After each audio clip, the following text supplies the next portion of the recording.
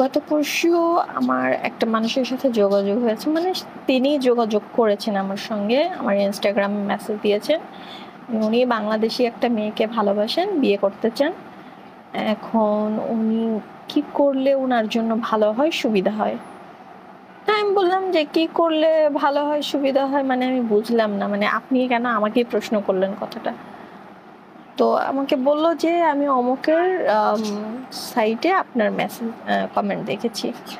আমি বললাম, ও আচ্ছা আচ্ছা, ঠিক আছে, তাহলে আপনার একটা ইনফরমেশন লাগবেই তো।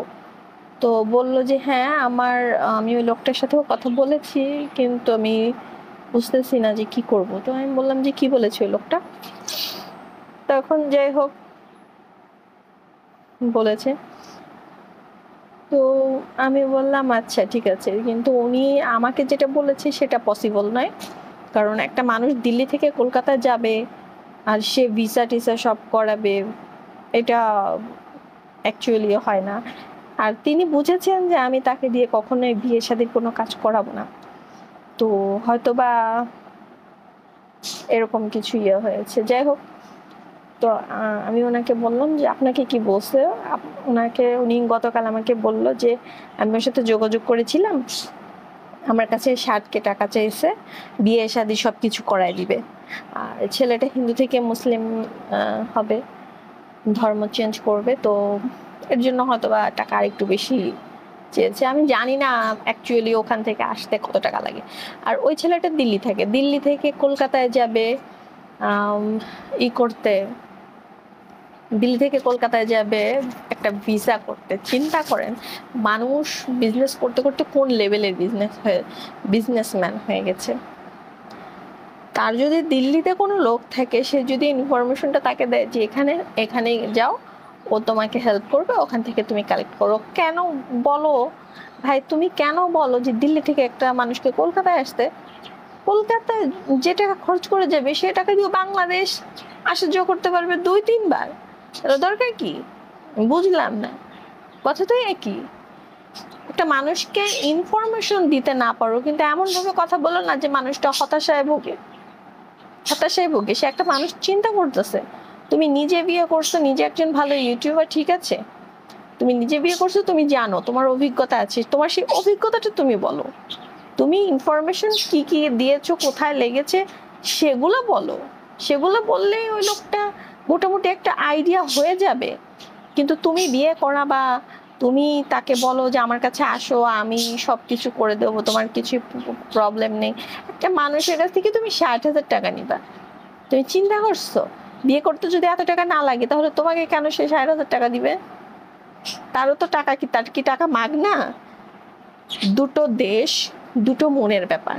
সেখানে যদি তুমি হেল্প করতে না পারো, কাউকে ডিমোটিভ করার মতো এমন আচরণ করো না। একটা মানুষকে যতটুকু পারো তুমি হেল্প করো। কেন এমন ভাবে কথা বলো যে মানুষটা হতাশায় ভুগে?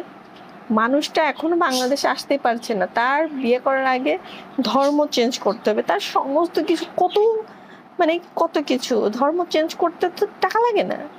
সে জাস্ট কাজীর কাছে কনভার্ট হয়ে যাবে, ধর্ম চেঞ্জ করবে, কাজীর কাছ থেকে সবকিছু নিবে।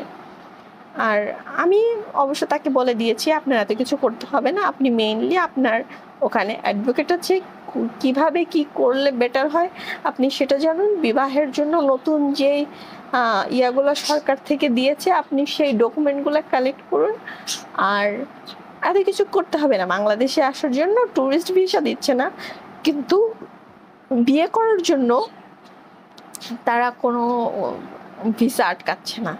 আপনি গিয়ে বলবেন যে আপনি বাংলাদেশে আসতে চাচ্ছেন বিবাহ করার জন্য। এখানে আপনাকে কেউ বাধা দেওয়ার কেউ নেই, কোনো রাষ্ট্রর কোনো অধিকার নেই বিবাহজনিত কোনো কাজে বাধা দেওয়া। আপনাকে অনায়াসে একটা ভিসা দিয়ে দিবে, যেই ভিসাটা পেলে আপনি বিবাহ করতে আসতে পারবেন, সেই ভিসাটাই আপনাকে দেওয়া হবে। তো আপনার বেটার হবে আপনি সেটা কালেক্ট করুন।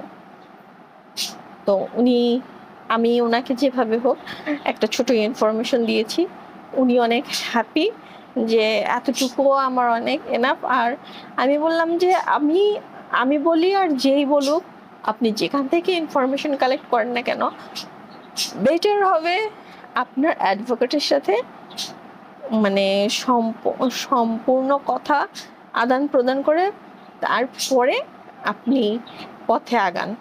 আর বাংলাদেশে আসছেন ভালো কথা, যদি মেয়ে ভালো হয় তো ভালো, ফ্যামিলি ভালো হয় তো ভালো, কিন্তু বাংলাদেশে আসার আগেও আপনার তাদের ইনফরমেশন কালেক্ট করে আসবেন।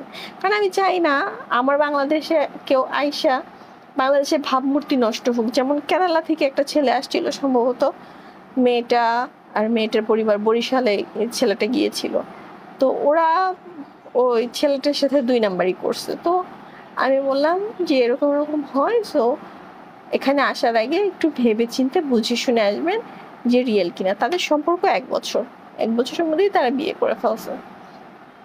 করে ফেলবে। যদিও মেয়েটার সঙ্গে তার নেপালে সরাসরি দেখা হয়েছে এর আগে, 2 দিন গিয়েছিল না, 2বার যেন দেখা হয়েছে।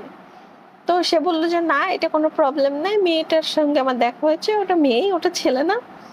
তাই আমি বললাম যে না, এটা না, অনেকেই বাংলাদেশে এসে পরে ধোকাধাড়িতে পড়তেছে, তো আপনি একটু ইনফরমেশন ভালো করে নিয়ে পরে। বললো যে না, কোনো সমস্যা নেই, আমার সবকিছু করা হয়েছে। আমি বললাম তাহলে তো ভালো, করুন। এবং সে এটাও হ্যাপি যে আমি তাকে একটা ভালো দিক দিয়েছি, তাকে সম্পূর্ণতে আজ্ঞা করেছি। সে খুব খুশি হয়েছে এবং আমাকে বলেছে আপনি যখন দিল্লি আসবেন তখন অবশ্যই আমাদের সাথে মিট করবেন। আর সে হচ্ছে সবেমাত্র ডাক্তারি পড়ে বের হয়েছে, MBBS ডক্টরি পড়তেছে। তো আমি বলবো ভাই আমি ওই লোকটাকে বলবো, এই লোকটার পার্টটা শেষ, আমি ওই লোকটাকে বলবো যে লোকটা 60,000 টাকা চাইছে, মানে 60,000 রুপি চাইছে। রুপি বাংলাদেশের তো সম্ভবত 1 লাখ টাকা। তো যেটাই হোক ভাই, তুমি যে টাকাটা চাইলা একটা মানুষকে, তুমি চাইলে কিন্তু ইচ্ছা করলে নিজে থেকেই তাকে ইনফরমেশনগুলো দিয়ে দিতে পারতা যে বেশি কিছু লাগে না, এটা লাগে, তুমি এখানে যাবে, এখানে গিয়ে তুমি সম্পূর্ণ কাজ করে চলে আসবে। তো তুমি কেন একটা মানুষকে হতাশায় ফেলতেছো? আমার মনে হয় প্রত্যেকটি ইউটিউবারদের একটু সতর্ক হওয়া উচিত। মানুষের কাছ থেকে টাকা খাইতে খাইতে এতটাও খাইতে চাওয়া উচিত না যে সেই মানুষটার প্রতি ধারণাটা ভুল চলে আসে। আপনার প্রতি কিন্তু মানুষটার ধারণা খুবই ভুল এসেছে, আপনার উচিত হয়নি, মাইন্ড ইট।